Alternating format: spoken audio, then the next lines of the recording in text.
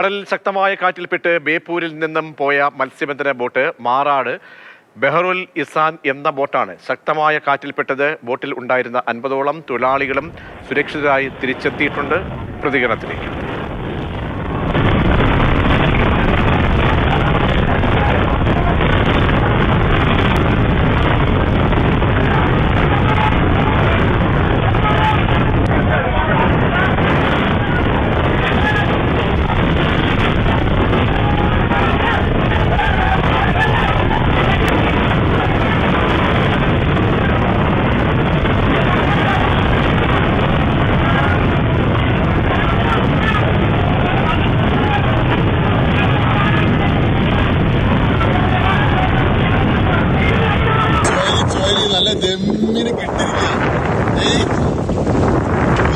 രാഹുൽ ചേരുന്നുണ്ട്. രാഹുൽ, കാലാവസ്ഥ അപ്ഡേറ്റിൽ ശക്തമായ കാറ്റിനുള്ള സാധ്യത, കടലിൽ തിരമാലകളുടെയൊക്കെ തന്നെ സാഹചര്യമൊക്കെ തന്നെ പറഞ്ഞിരുന്നതാണ്.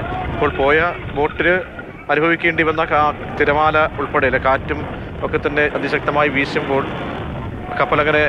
ബോട്ടങ്ങനെ കുലുങ്ങുന്നുണ്ട്, ആടി ഉലയുന്നുണ്ട്. പക്ഷേ മറ്റൊന്നും സംഭവിച്ചില്ല. സുരക്ഷിതരായി തന്നെ എല്ലാവരും തിരികെ എത്തിയോ രാഹുൽ?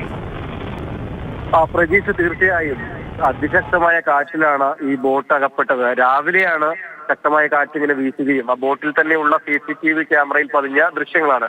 കടലിൽ ഇങ്ങനെ ബോട്ട് ഇങ്ങനെ വള്ളം കാറ്റിൽപ്പെടുന്നതിന്റെ ഒന്നും ദൃശ്യങ്ങൾ പൊതുവെ നമുക്ക് ലഭിക്കാറില്ല. പക്ഷെ ഈ ബോട്ടിലുണ്ടായിരുന്ന ക്യാമറയിൽ പതിഞ്ഞ ദൃശ്യങ്ങളാണ്.